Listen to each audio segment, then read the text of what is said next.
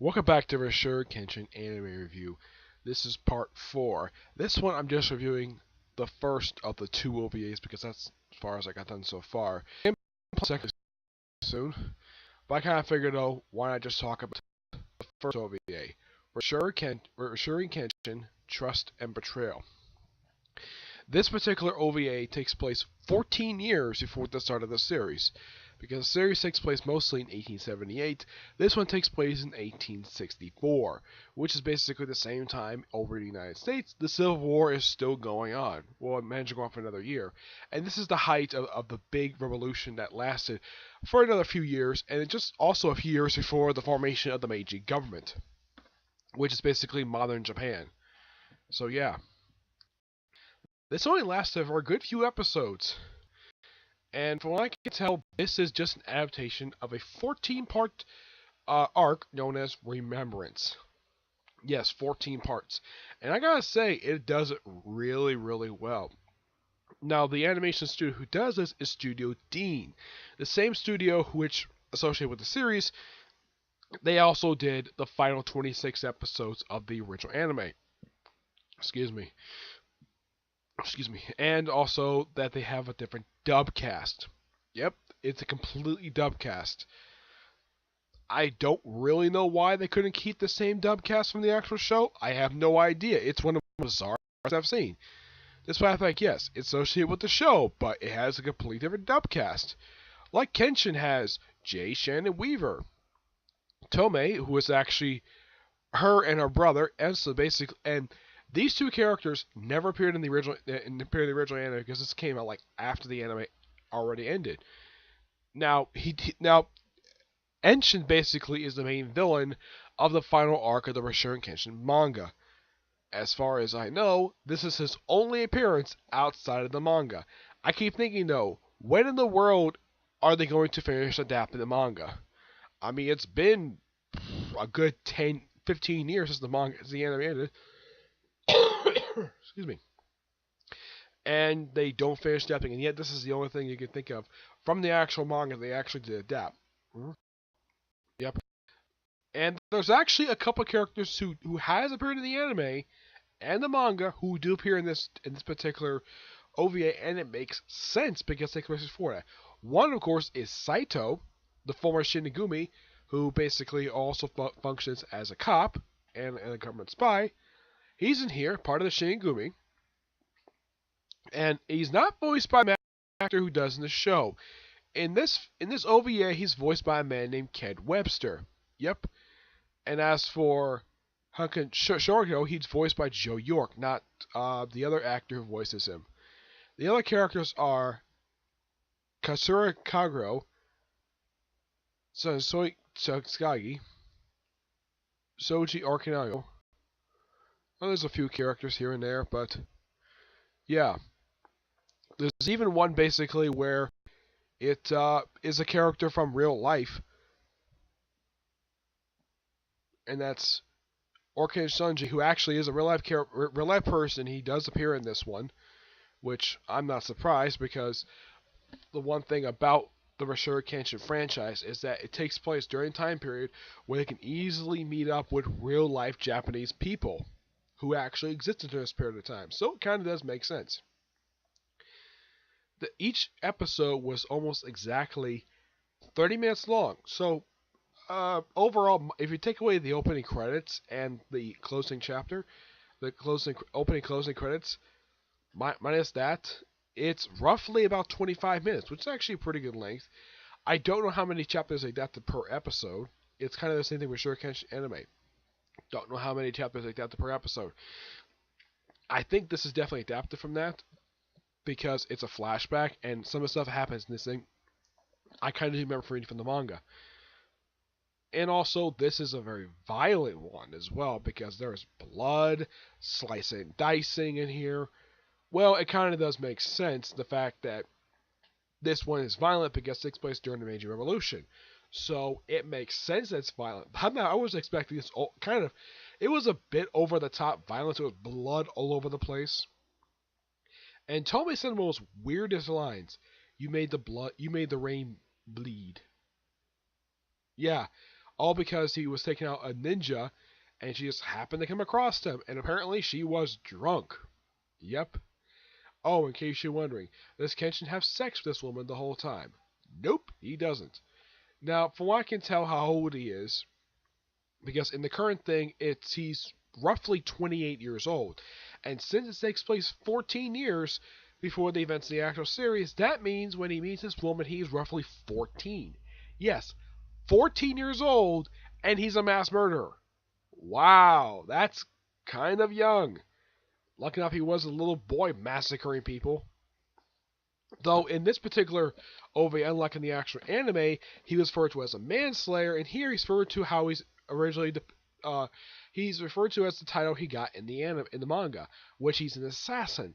Though in the anime, they for some reason changed to manslayer. It's assassin. I've never really understood exactly why they call him a manslayer for, even though he's an assassin. Yeah.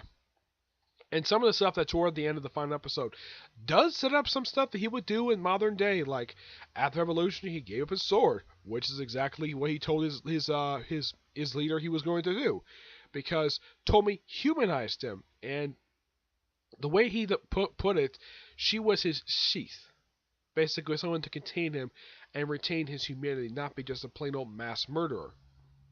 And even though in the actual series, up until the final arc, he never met this woman at all. It's like, okay, let's have a past where this was actually his first ever wife. And at one point, he does. At first, they were posing as man and wife, and then he actually did propose to her, and she accepted. Despite the fact she kind of knew, of course, as they revealed, that she knew that Kenshin was one responsible for killing her fiance. Yep, she knew the whole time, and apparently she had forgiven him.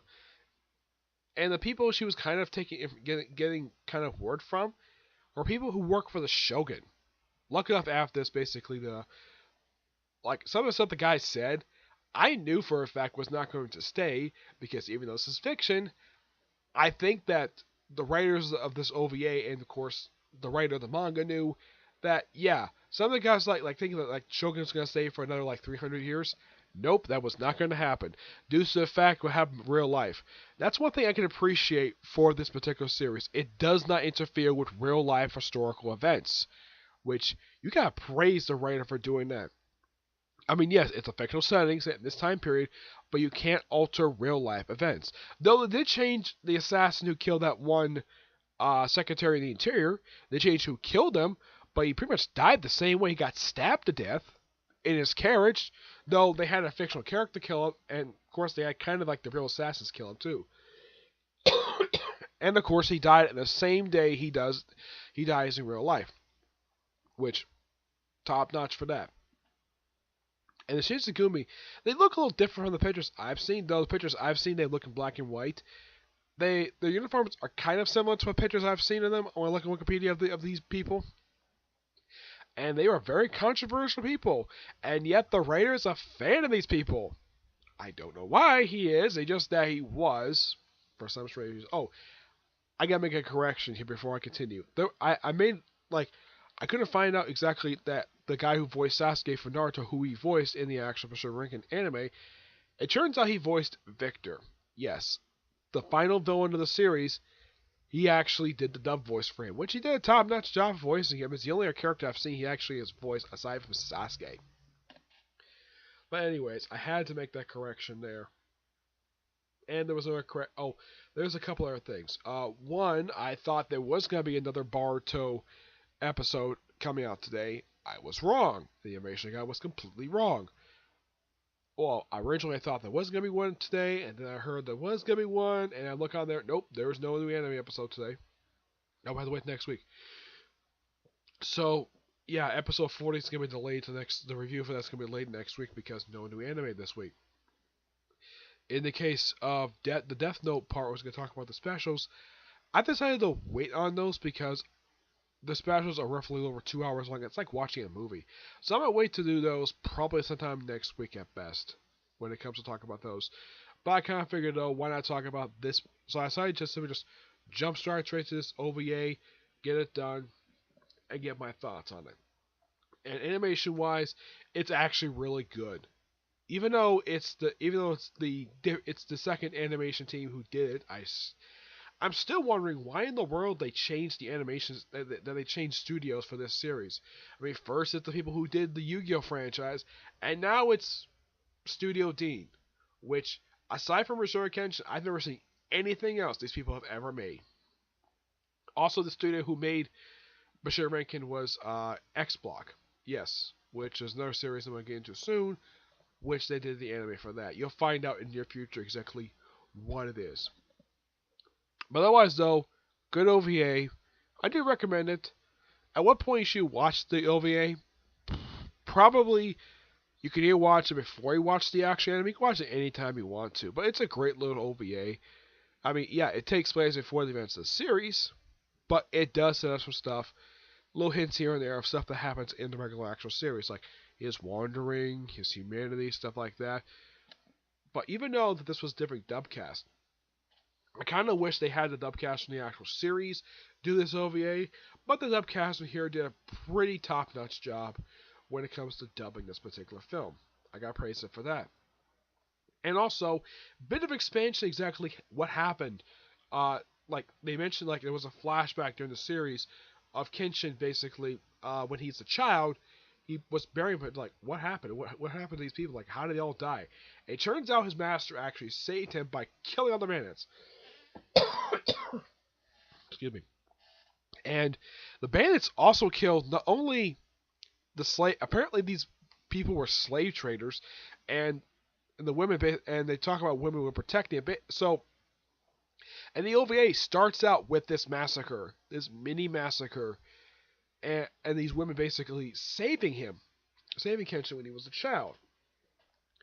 And then pretty much like after he buried all the bandits and the three women, from that point forward, it's the same exact dialogue from the manga and the anime, like Kenshin getting his name, him taking the pupil, and of course stuff basically of his time when he was training before he got a chance to go off to be the Major Revolution. It was also about traders, stuff like that, but overall, great OVA series. So that's it for this episode. Stay tuned for part 5 where I talk about the second one, Reflection. That's what I'm talking about in part 5. Part 6, I'm talking about the two anime films, and part 7 is the live action films. Okay? But I'll talk about those in the near future when I get a chance to watch them, okay? But until I see you on the next episode, bye.